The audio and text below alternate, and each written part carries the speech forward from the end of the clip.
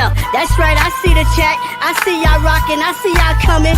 Hit that like button as you enter the building. You know what I'm saying? Hit that like button. Show your love. Show your support. You know what I'm saying? This that dope soul. This that new thing. Nobody don't know about it.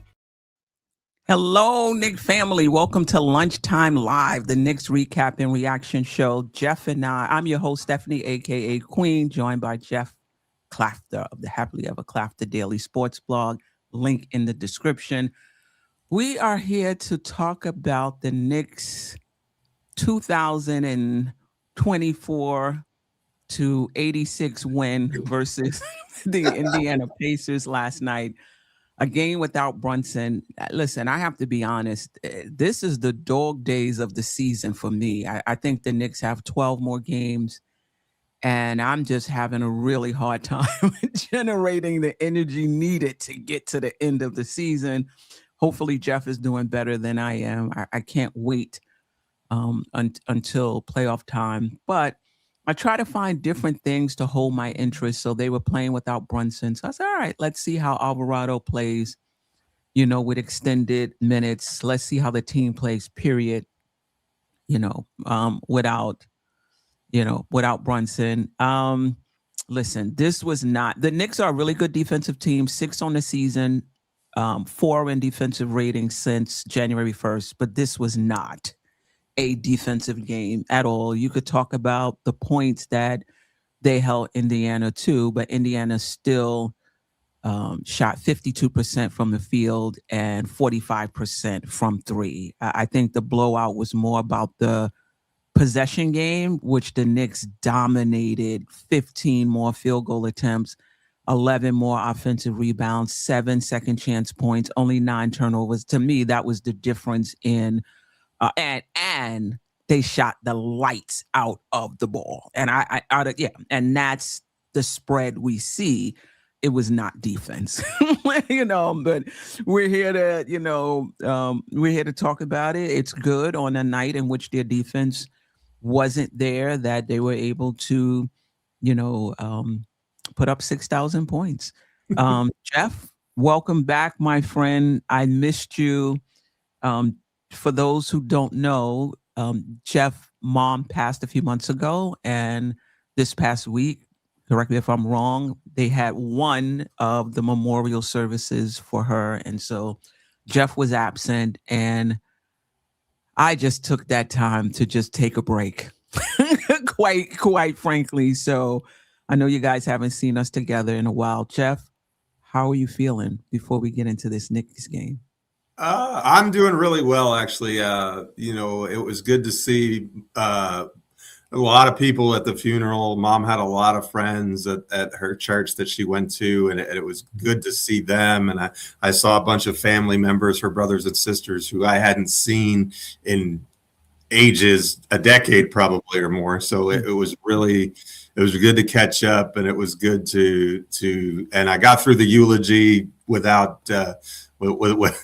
any stumbles. That was kind of a concern of mine. So I was really glad to be able to get through that and honor my mom in a way that her husband, Brian, would appreciate. And he was happy with what I did. And so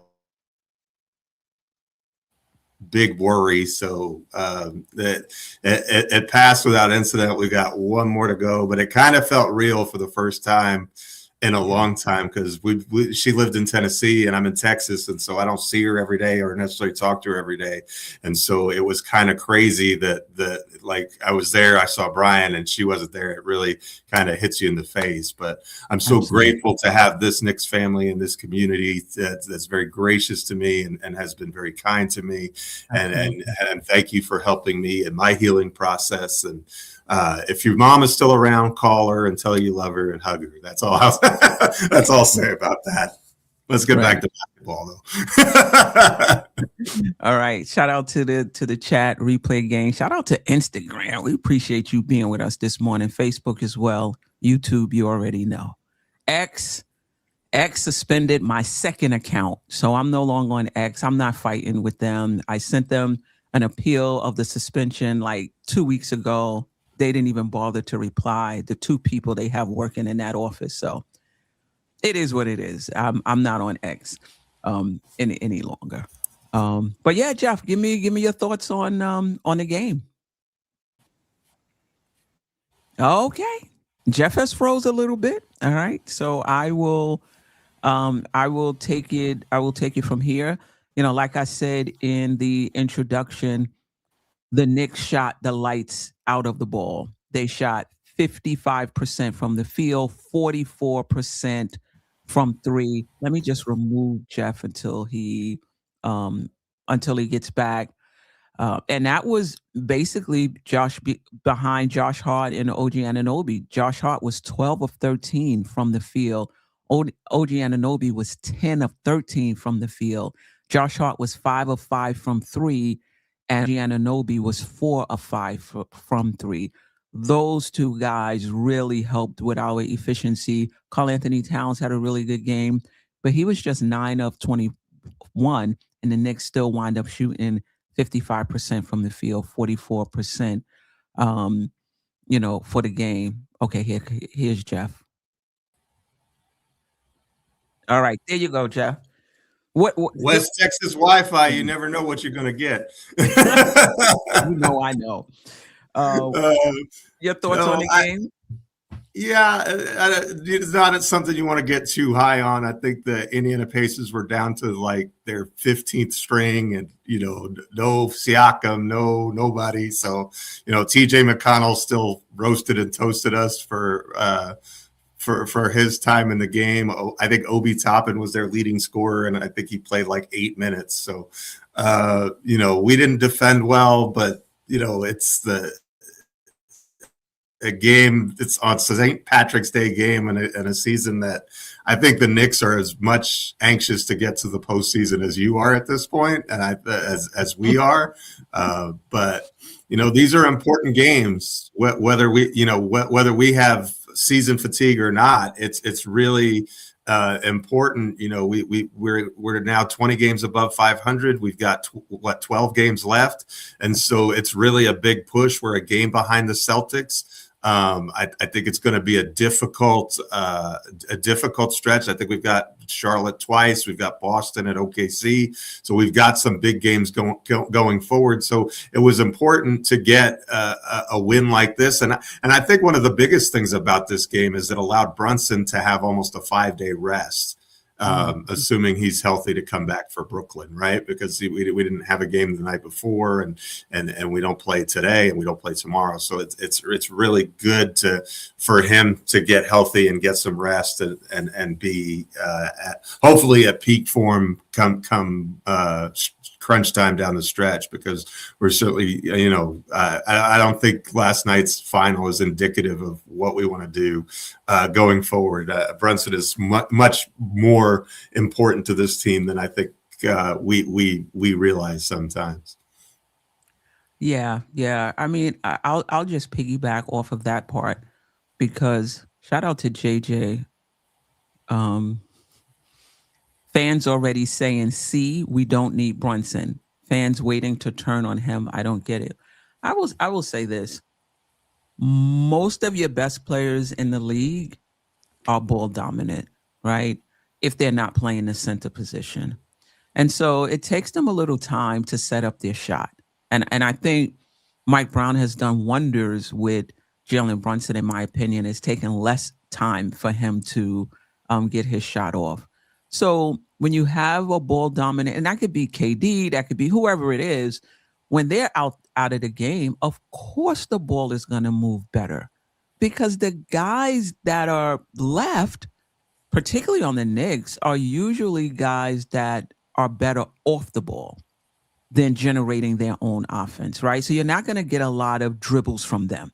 You're going to pass it to them. They're either going to take the shot, or they're going to pass it back, or they're going to pass it to the next person, or they might attack the closeout and take 2 dribbles in and pull up. But it's going to be like that, because those guys don't have the ball skills to just face up a defender and rock them to sleep and put it between their legs and try to get we don't have those guys on the team. So of course the offense is going to be crisper with passes. That's just what it is when you don't have guys who can handle the ball. But let's not mistake that with not needing Jalen Brunson. You know, you need, and listen, I know I'm preaching to the choir. Like 99.9% of you understand that you need one of them if you're going to have an opportunity to win a championship. And Brunson is that, in my opinion, though I know some people may have questions this season. I still think he is. The playoffs will tell the story. But he was out. He was out. And I like the way the team responded, even though it was Indiana, because we've played Indianers in the past and struggled, right? This specific Indiana. Exactly. And listen, let's start with Hart. 33.7 rebounds, 5 assists, 2 steals, 12 of 13 overall, 5 of 5 from 3, just 4 of 5 from the free throw line. Like, how dare he miss a free throw? Really efficient, played with a lot of energy. Listen, this is like a once in a lifetime, not a lifetime, maybe a once in a season type of performance. But what I would really like to see continue is just that there was no hesitation on that 3-point shot. And it was like he was just sitting there waiting for the ball to swing to him so he could take the shot. And quite frankly, that's what we need from Josh Hart. Like this, when he gets it, he doesn't feel confident in his shot. So now he wants to dribble into the teeth of the defense. I just feel like now things are getting clogged up. Like, just take the shot or pass it. That's this performance. We probably won't see it again, right? In a while. But his process, I would love for that to continue. Your thoughts on Josh Hart last night, Geoff?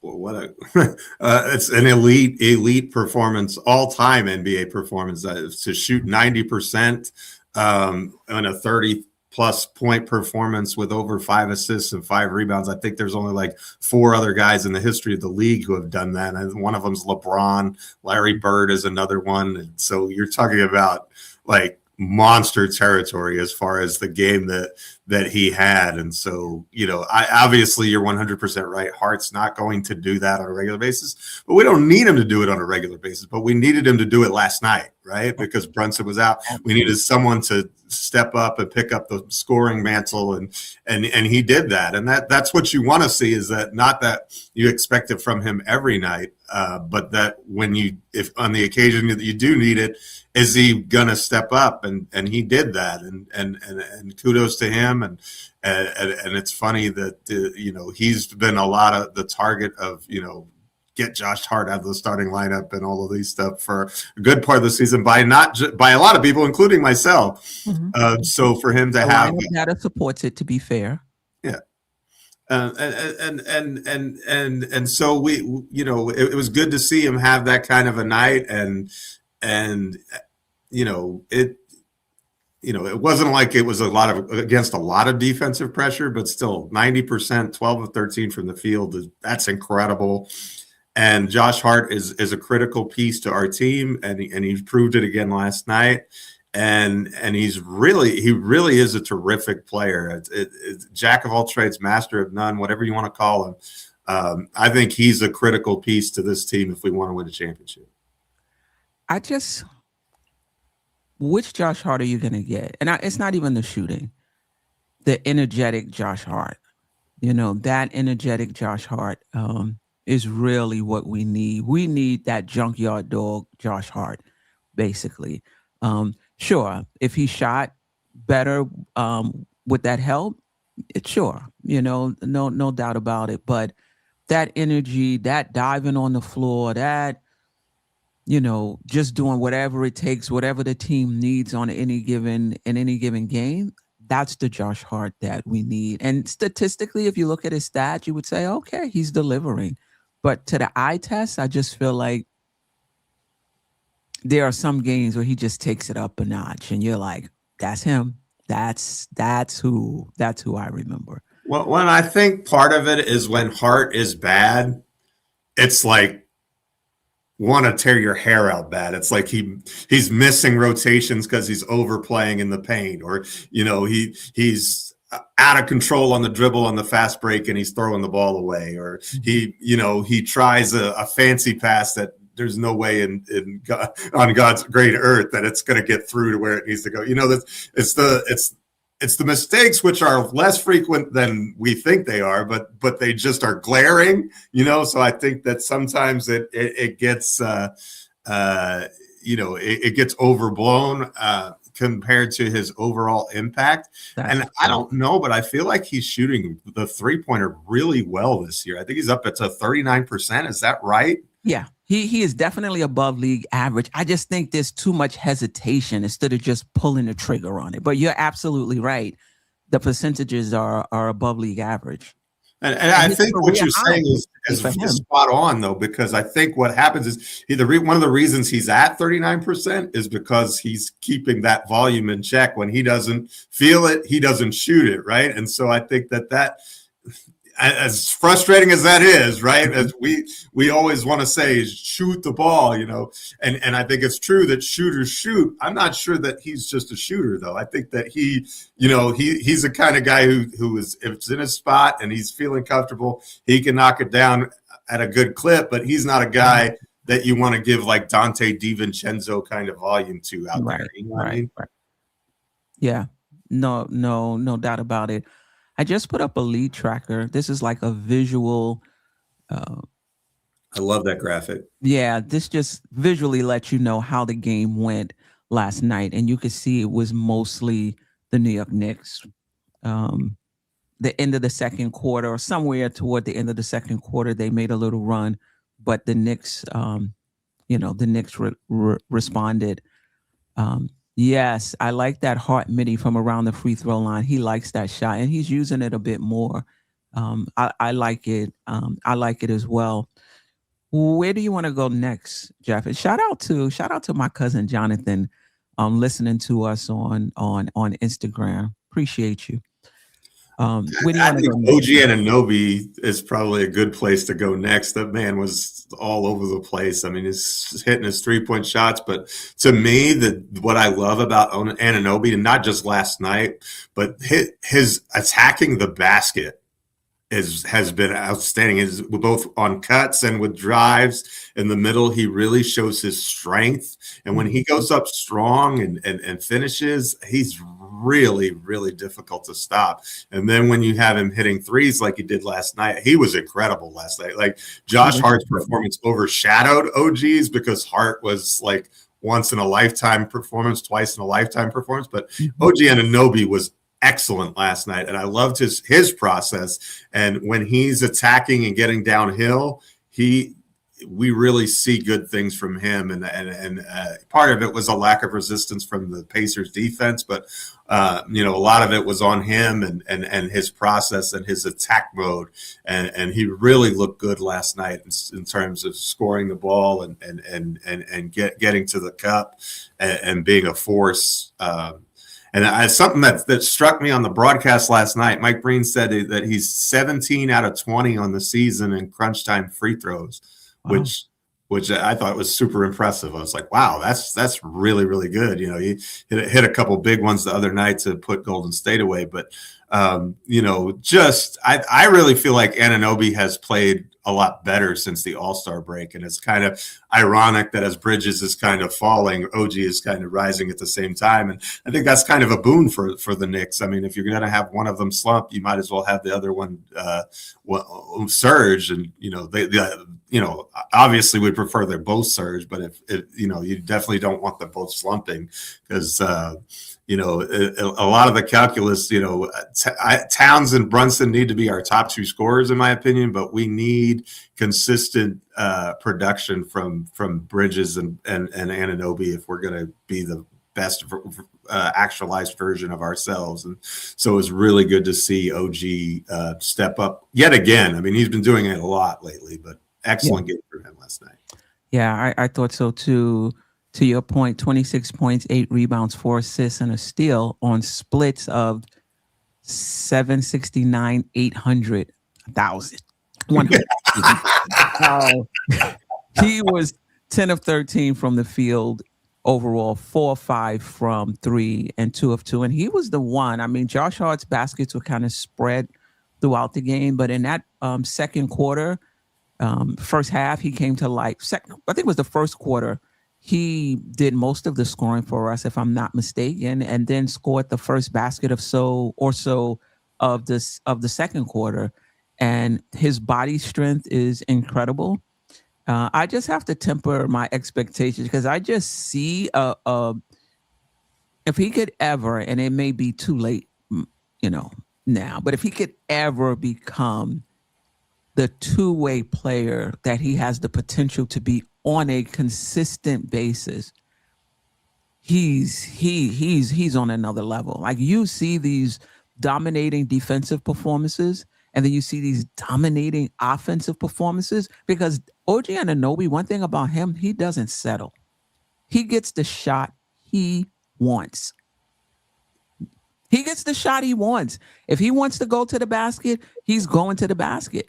And if you happen to cut him off, I get a little nervous, but that little turnaround fade away, he got that he has that in his bag too, and he's always looking for the dunk, very aggressive. Like, I'm like, oh my God, if he can ever put it together consistently, the Knicks are different. He's an all-NBA player if he could do that. I know I'm asking a lot. I know. Jerrell, don't come at me. I tell you how many times about OG Anunoby.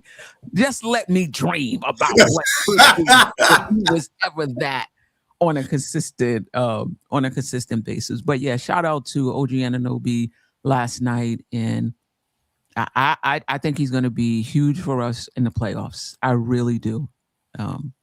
I really do. All right. Where do you want to go? You know what? Let me pick the next one. Since you picked OG, I'm going to go to Alvarado. Thank goodness he finally hit some shots last night. But we always felt that he was really good at managing the team. Like, he's not like a passing savant, so to speak, but in terms of getting your team into their sets and things of that sort, I like him for that. And that's really what you need behind Brunson.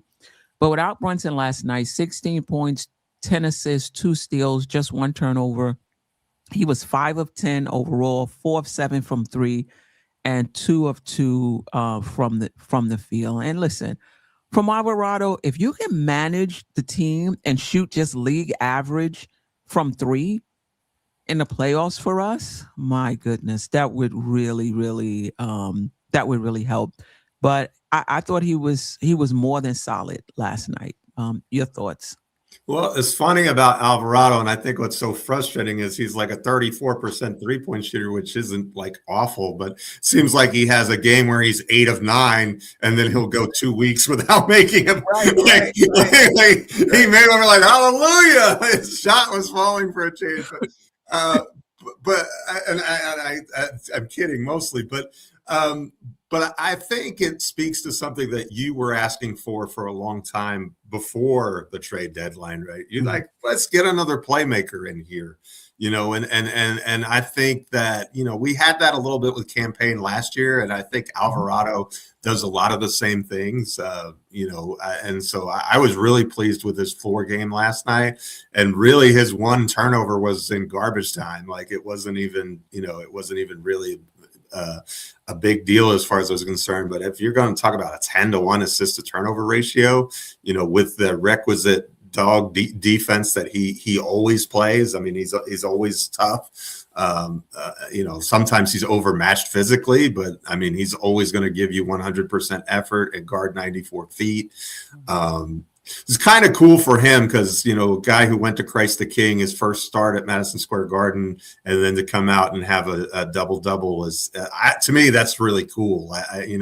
I'm sure it meant a lot to him. And it's kind of fun to see that he and Josh Hart, former teammates in New Orleans, kind of go at each other a little bit and having fun with each other. I like to see that kind of camaraderie because I think it helps, steady the ship when things, are a little bit rocky. And, he hasn't had a lot of great games lately, but, when we needed him last night, he was really good. And that's why we got him, right? This is the exact situation why you wanted an Alvarado on your team. And he came out and he performed admirably, in my opinion. He was very good last night. We saw the best of him. And, if he's going to shoot 4 of 7 from 3, that's gold. I mean, you want to talk about gravy. If you're getting a good shooting performance from him, the other team's in trouble. And were they ever? I mean, they lost by 26 or something like that. Yeah, for sure.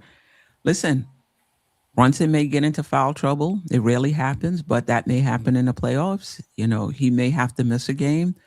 It's good to know that you have Alvarado and Kolek backing him up as opposed to Kolek, being a starter in the playoffs if a situation like that was to arise. So it's insurance, right? You need 3 point guards, in my opinion, on a team, and the Knicks, the Knicks have that. Where do you want to go next? I don't know if you want to take them separately or as a tandem, but I thought our centers were really good last night. Mitchell Robinson had a stretch where it just seemed like he was rescuing the ball, like the Knicks were just throwing the ball around. He would find a way to get it and then kick it out to shooters. And I thought Robinson had a great game. Sometimes I wish I'm just like, you're right at the basket, dude. Just go up and finish. There was, and I know that they like to, spray and pray the whole thing. And he does an outstanding job of that. But I thought his screen setting was really good last night. I thought his offensive rebounding was outstanding. I thought he did a really good. Yeah, I thought he did a really good job catching alley-oops and finishing, which, he's gotten much better at. And we've kind of seen more from him. And he even had a ball in the pinch post that he made a nice pass last night, which I didn't even know was in his bag. I was like, is that Isaiah Hartenstein? What? Was that to Cat for the dunk? I think so. I think so. So, and I kind of want to lump them together because I thought Towns was terrific too. To me, you've opened my eyes, Queen. And I really think this is true. Towns is sacrificing his offense purposefully, I think, for the betterment of the team. And I think that one of the things I discovered last night when I was talking to my guy, David Smith, we were having some discourse back and forth on X. Mm-hmm. And the Knicks are 27-13 when Jalen Brunson is our leading scorer. And we're 9-7 when Cat is our leading scorer. So I think that's very interesting. So that means in all the other games, we're 9-5, and so with somebody else other than those two being the leading scorers. So Towns is sacrificing some of his shots and some of his offense, but his defense has been otherworldly compared to what it used to be. He's never going to be an all defensive team player, but we've got Brunson and Towns starting most of the time. And the defense is tops in the NBA, since January, as you said. So, fourth. Okay. But, they're giving the effort on that end of the floor, and that makes a huge difference. And I think that it affects their offensive games. I think it's one of the reasons why their percentages may not be as high, because they are giving out more effort on that end of the floor. And I think that's something that you live with. But, the apex of this team is with Towns and Brunson at their best. And so it's nice to see Towns, really locked in as far as what the team needs him to do. And he was terrific last night. I mean, he didn't shoot the ball really well from 3-point land. I think it was like 2 of 7. But other than that, he pretty much did everything that you wanted him to do. And he kept the fouls down, which was key without Brunson there and I didn't think he had very many turnovers either. I didn't check that stat before we came on the air. So bad job by me. Yeah, but that's fine. Yeah, Cat, he wasn't efficient. Last night, he shot 43% from the field, just overall, just 29% from 3, just 67% from the free throw line. Wasn't efficient. He did get 21 shots, most on the team. That's good to see. With Brunson out, that he was able to get more shots, 22 points, 11 rebounds, 5 of them offensive, 2 assists, 3 steals, 1 block. That's 4 stocks, right there from Karl Anthony Towns. And you could tell defensively, his rotations are much better. His energy and effort is much better on the defensive end. He's challenging shots. He's staying out of foul trouble. he's turned the corner. Mitchell Robinson, only 19 minutes, 8 points, 8 rebounds, 3 assists, and a steal.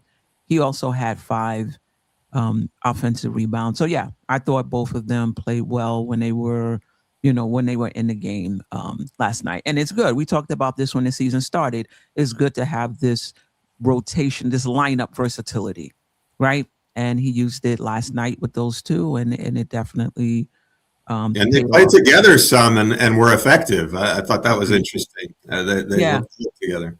And that pass to Cat, and I said there was a few, but one of the criticism I had of Mitchell Robinson was his lack of ball skills. Like whenever he got the ball, he's just going to pass it back to whoever passed it to him. The offense was going to stop. Like he just wasn't going to move the offense along. Maybe that was a Tom Thibodeau thing. Maybe that was the offense under Tom Thibodeau. But I think, in my opinion, his offensive skills have improved. Just even getting the offensive rebounder, knowing where the 3-point shooters is. I'm sure that's part of the scheme. But making that pass, and then that pass to Cat last night. That first of all, that's confidence. That you can make that pass.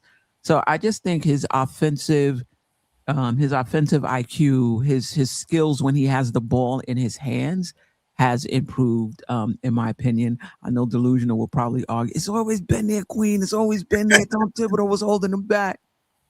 Perhaps. I want to talk about, I'm going to put them all together. There's some mentally tough players on this team, and just some pros. Cat, Clarkson, Bridges, all went through adversity. Bridges is still going through adversity. They all stay professional. They all continue to contribute now, and even when they were going, through the adversity, to winning until the tide turned for them. And that's good to see. I mean, Cat was getting a lot of criticism from fans. There seemed to be some friction. Maybe I'm reading into it between him and Brown, but he figured it out. Like, he didn't allow that to get in the way of him trying to find a way night in and night out to contribute, even when he wasn't getting the shots. It seems like the tide has turned for him. Clarkson, as we know, has been out of the rotation. He was put in garbage time a few games ago, played well during that time. Now he's seeing consistent minutes. He had 20 minutes. I think it was 20 minutes last night, 10 points, 2 rebounds and assists, 1 turnover. Diawara's minutes are down. So I don't know how we like that trade-off. And, listen, Bridges is in a shooting slump, but you can not shoot well. We've heard this, right? And still play well. So Bridges last night, again, did not shoot well. 4 of 12 overall, 2 of 6 from 3, did not get to the free throw line at all. So just 10 points, but 4 rebounds, 5 assists, 1 steal, 1 block, and the highest plus minus on the team, plus 28. Right. So, and he's still taking the shots that he usually takes. They're just not falling, So just kudos to Bridges for just kind of hanging in there, not shying away from the shots he usually takes, and continuing to contribute in other areas of the game. And that shows some mental that shows some mental toughness right there for all 3 of those guys, in my opinion.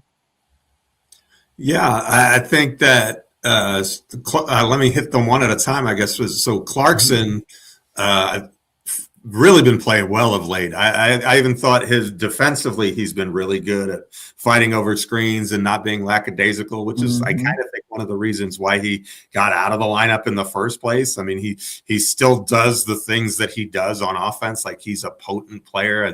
He's one of the few Knicks who can create a shot off the dribble, and he creates space in almost wizardly ways.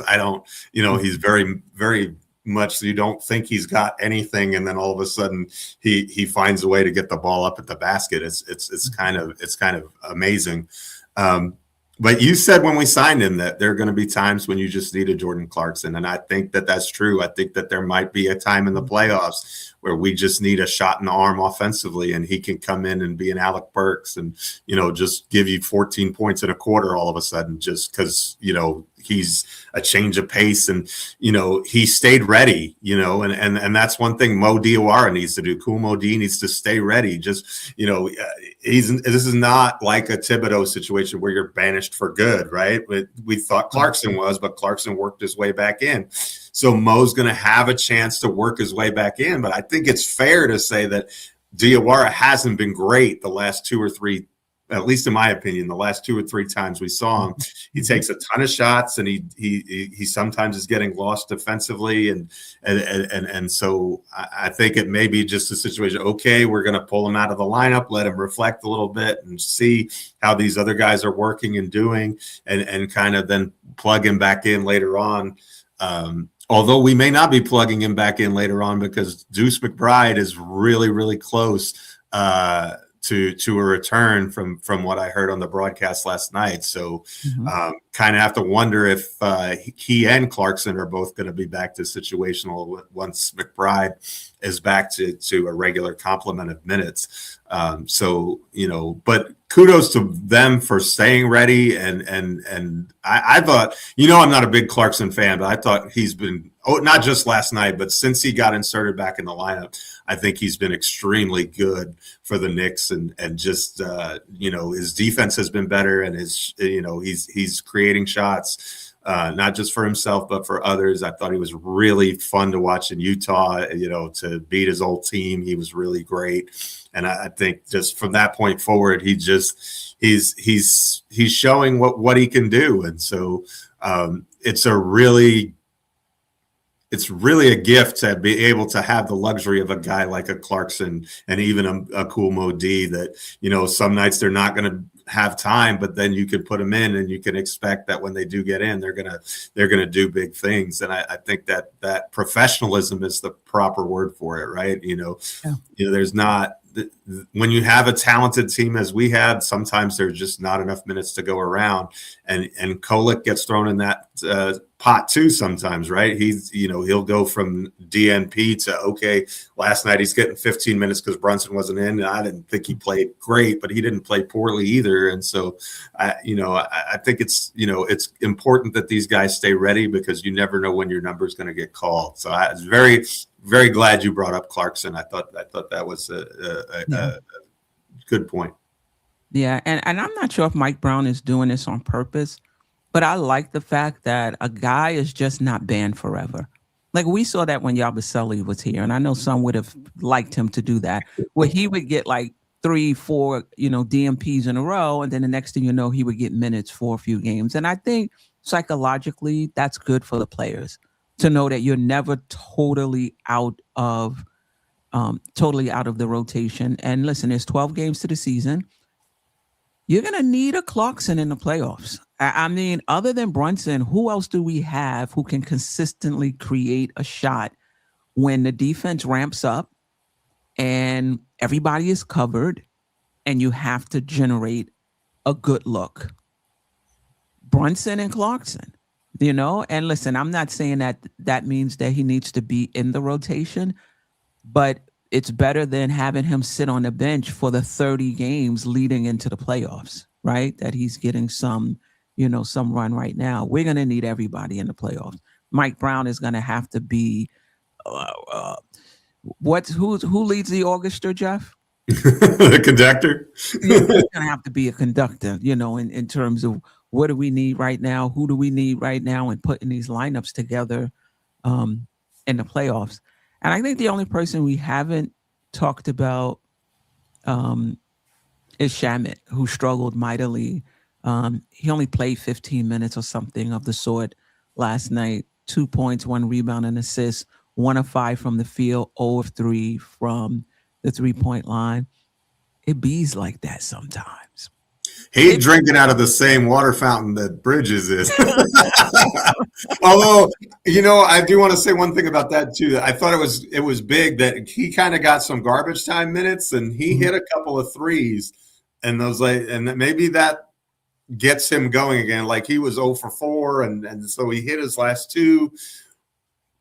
I don't know, but maybe that gets him going a little bit. I mean, but with Bridges, it's tough because the defensive metrics all say that he makes a positive impact on the game, even when he is in the toilet with his scoring. But he does. The thing about it is that's not what you want to hear from a guy you traded 8,000 draft picks for, right? Yeah. And so he's going to have that stigma, whether it's fair or not. He's going to have that stigma his entire Knick career unless we win a championship. Geoff, you sat me down in the back room and you brought me back to earth when it comes to Mikal Bridges. Him being in a slump, so what? I mean, he's not a major scorer for us, anyway, in my opinion. Can he score baskets? Yes, he can. Do I feel he has more offensive upside? I do. However, this is who he is. A lot of his value comes away from the ball and what he does to help the team overall, even if it doesn't show up in the stat sheet. And listen, last night it did. He had 4 rebounds. He doesn't average 4 rebounds. He had 5 assists last night. He had a steal. He had a block. He was plus 28. Would I like him to shoot better? Sure. Everybody goes through a slump. We're going to be fine if Bridges is slumping because I just don't think he's a major offensive player for us. And we have others that can pick up the slack. So it is what it is. I just like that he's still contributing and impacting, winning. Salute, sis. Latoria. And now I got to steal that from Ron. Shout out to Ron from Still Knick fans. Always. All right. You want to get to, I didn't get a chance to put this on a slide, but, on the season, the Knicks are 3rd in offense, 6th in defense, 5th in net rating. Since January 1st, 10th in offense, 4th in defense, 6th in net rating. And I do want to say, I looked at the percentages, the opponent field goal percentages since January 1st.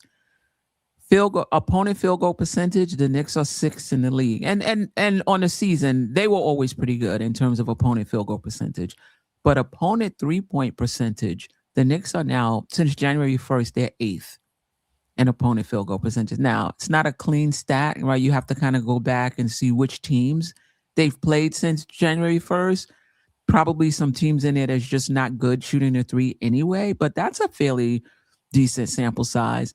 The Knicks remain first in opponent offensive rebounds, right? So they're a good defensive rebounding team. They don't give up a lot of offensive rebounds to the opposing team. They're first. And they're 3rd in opponent points. So the defense is real. The defense is real.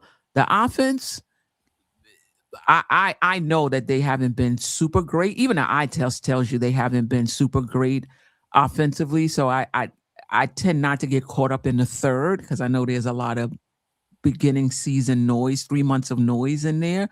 But defensively, this Knicks team is legit. So hopefully that continues in the playoffs, and I believe it will. Anything else before we get to the chat? I think that's an awesome point, though. I want to echo a little bit of what you said. The sentiment of what you said is, there's enough offensive talent here that they're not really, they're not really performing at what we think their best can be. But if you can guard the way that we're guarding and combine that with even the level of offense that we are displaying right now, that's championship contender territory, like just net rating, offensive rating, defensive rating, and it's all been very good. And I think I don't know what the breakdown is, but I know in our last 27 games, I think we're even first in defensive rating. So that's not a small sample size, right? That's not something that happens by accident, and it's not like all we've done is play the Wizards during that time either. We have victories over teams like the Nuggets and the Celtics and the Lakers and and we played the Oklahoma City Thunder. We didn't win that game, but we only gave up 103 points. So one of the best offenses in the league. So, and we've had a lot of games where we hold teams under 100 points, which is almost unheard of in the modern NBA. Like, this isn't the 90s Knicks. But the other thing that I wanted to say is we're on pace to win 50 games for the third season in a row, and we've only done that 2 other times in the history of the franchise. The first was our championship window when we won our 2 titles. The second was those early 90s teams that never really quite got over the hump, and now we're kind of in a new era. So we still have a little ways to go to get there, but if we can go 5-7 in our last 12, then we're up to 50 wins for the third straight year. And as Knicks fans, that's rarefied air. So kudos to Brunson and Cat and the whole team and Mike Brown for coming in and stepping in and doing a good job. Yeah, for sure. I will say this first, and I'm on a limb. I'm probably on this hill by myself. I'm very concerned about the Knicks offense. I don't think just having offensive talent is enough. And I'm a little concerned about it. And I don't think that their defense, even a number 1 defense, can make up for putrid. I don't know if the Knicks offense will be putrid, but for stagnant, low process offense. And so I'm happy that the defense is better. The offense, at least to the eye test, and at least in terms of efficiency, in my opinion, has not been great. And they have the talent. I just need them to put it together a little better on the offensive end. They're going to need it. You're not holding teams in the playoffs to 8 points. Like you're going to need to score the ball. And the reason why it's not about individual talent, if they figure out a way to take Brunson out of a game, we have to be able to see where the advantages are. We have to be able to move the ball. And whoever we're moving the ball to has to come through and have to deliver in those spots. And so I noticed when we play the tougher defensive teams, and it's to be expected. Your offense is not going to move as well, right? They're taking away things, right? They're a good defensive team. They're taking things away. I just feel like the Knicks' ability to recognize what they're taking away, go to what's available, execute it, just seems a little choppy to me. I hope I'm wrong. I hope my concern is overstated, and that the Knicks just fly on both sides of the ball when the playoffs start. All right. Okay. Nick Nation says, good morning to you, Queen. It can't be great with 4.5 starters on offense and sometimes 3.5 players out there on offense. Yeah. So in other words, that's the sacrifice you're making when you have more defensive players in there. But Hart can still play both sides of the ball. Like, who are we putting in that you're not getting any offense from? Like, you know what I mean? Like, maybe when you have Mitchell Robinson, if you want to argue that, he still contributes on the offensive. But if you want to argue that, what other lineups are we putting in? Jeff, refresh my memory, where it's just 3.5 players on offense. Anything with Jeremy Sohan probably in the lineup. Okay. But he's an end of the bench guy, so you don't worry about him. But right, and but I'm just racking my brain trying to think of what you're saying, and Sohan would be the only one who's and so if you had a lineup with, say, Sohan and Mitch and Hart, for example, then I think that might be a 3.5, but I don't think that's going to be something you're going to see except in garbage time. So I don't. And then probably not even then, actually. Yeah. All right. Let's get to the chat. We appreciate you guys rocking with us. Curtis D. Young, once the offense comes around, then having their defense will be a luxury. I totally agree. Jerrell, we don't play smart offense at all. Steph, I think our offense will be the end of us when it's all said and done. I am a little concerned about the offense as well. Okay. Nick Nation says he's referring to our starting unit on some nights. Okay, I got you. I got you with that. We do get off to our slow starts. He's not wrong there. Yeah, shout out to Sharon. Appreciate you, Sharon, rocking with us from the beginning. Good afternoon. I predicted a 30 victory and a breakout for Bridges of 30 points. I was off just a little. 26 points. We'll round up for you, my guy. Yeah. Exactly. FSIN 6897, salute to you. Sherman also says we need to give Brunson and Cat some time off. All right. Where's your X account? I talked about that in the beginning. My second account was suspended for not following the rules. I don't know what those rules are. I've reached out to them. I haven't heard back. It is what it is.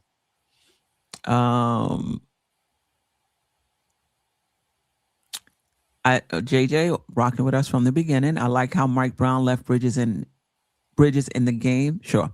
Very late to try getting him going a bit. And he hit a couple of threes. Yeah. And hopefully that continues. The Cook family adventures. Let's go Aggies. All right. Utah State University. All right. Somebody said condolences. FSIN 6897. Thank you. Condolences to Jeff. All right. JJ, no DOR was a bit surprising. I know he's been struggling. Okay. Yeah, he has been. He'll be back in though. That's just Brown. That's just Mike Brown. He'll cycle him back through. No love for the refs. I like that. You like that handle. Wish you healing, Jeff, and anyone else who's suffering. The entire world. Well, I'm not going to say the entire world, but just the entire world. Keep the world in your prayers and in your thoughts. And if you meditate like I do, loving kindness meditation, keep the world there. All right. Question 1: if the New York Knicks can play with that same level of intensity and discipline every night, they're definitely a problem in the league. That's something we didn't discuss. Thank you. What's that? Questent one. The Knicks did come out. I think they heard all the talk about their slow starts and they came out. They were still only up by 4, 38-34 at the end of the first, but they came out with a lot of energy. You could just see there was an uptick in the energy, and they were pretty focused and engaged in that first quarter. Coach talking about changing the starting lineup, maybe lit a fire under him, huh?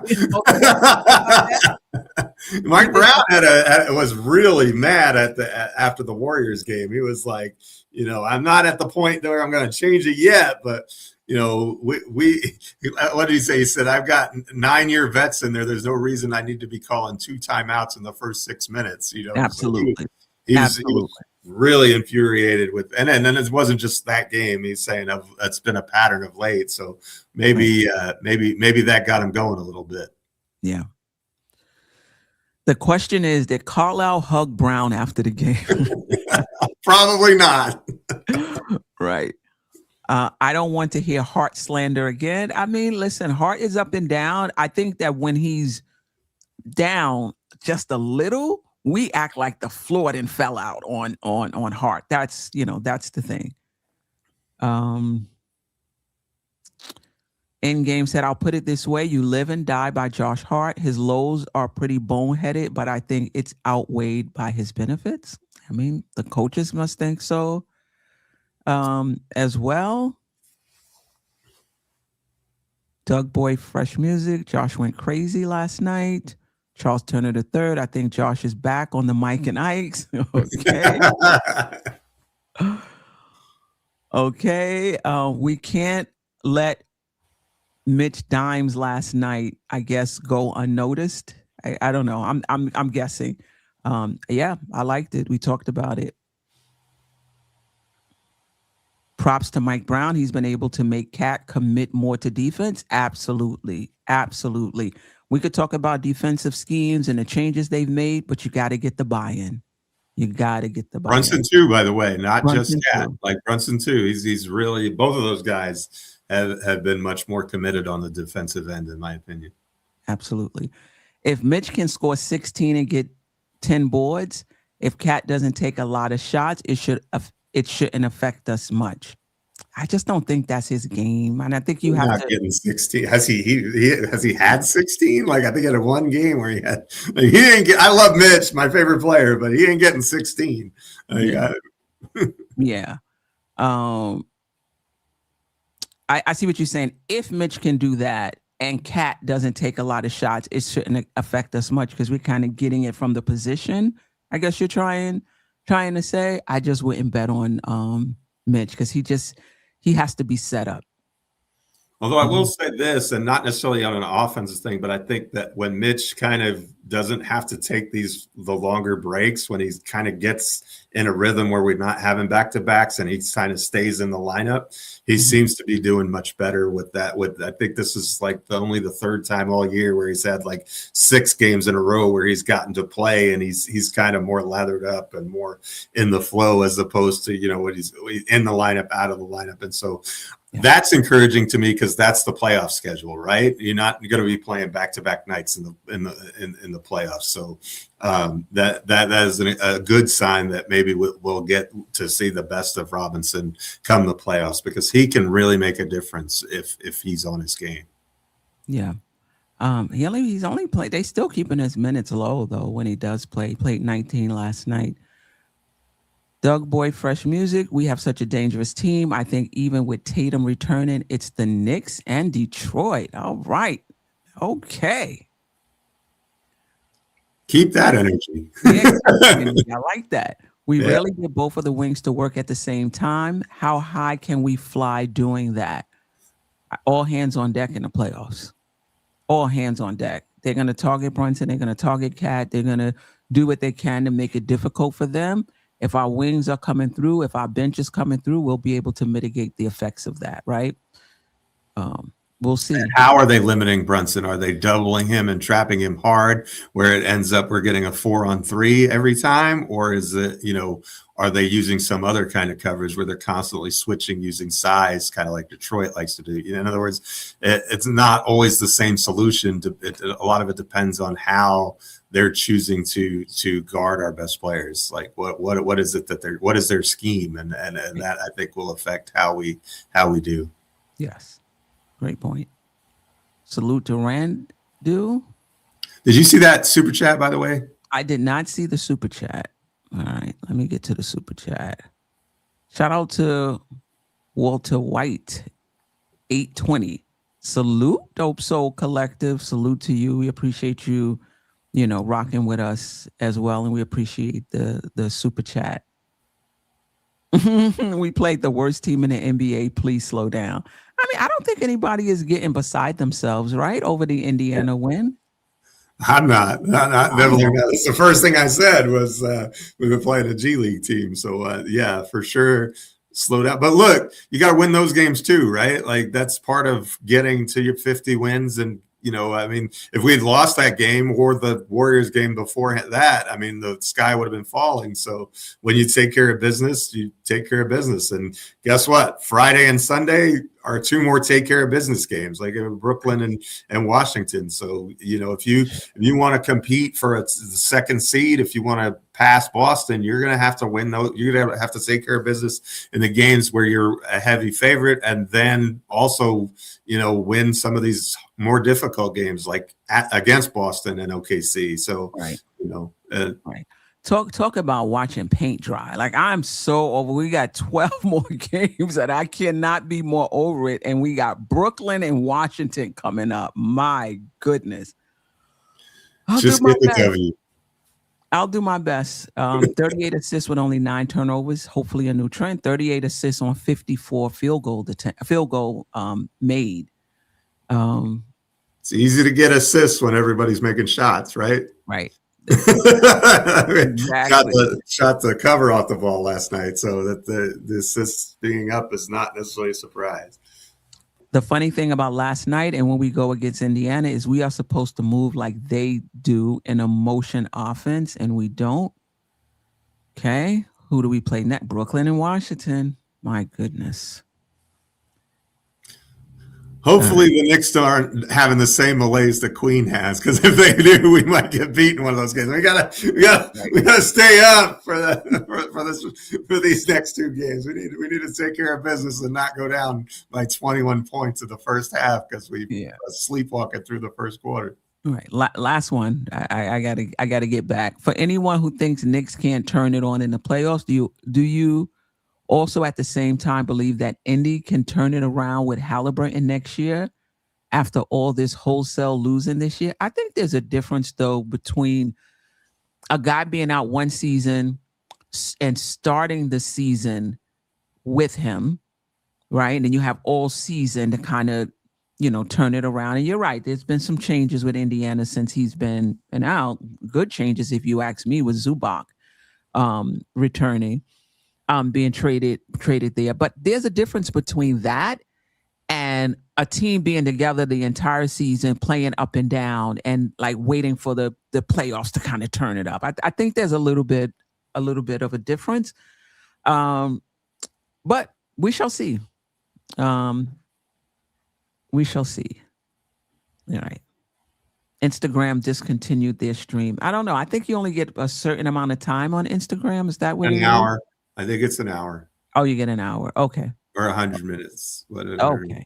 Yeah. All right. Well, they weren't playing. I got to get back. I appreciate everybody. We will, I think tomorrow, the Knicks play when? Friday, you said? Mm-hmm. So we'll go. Okay. Weekly so tomorrow show. night, we have the weekly show. All right. See you then. Till next time, family. Appreciate you. Sister, you one of a kind. Yes. Oh, sister, it's time you That's shine. Dope soul. Where you at? Where you at? Dope soul. Where you at? Where you at?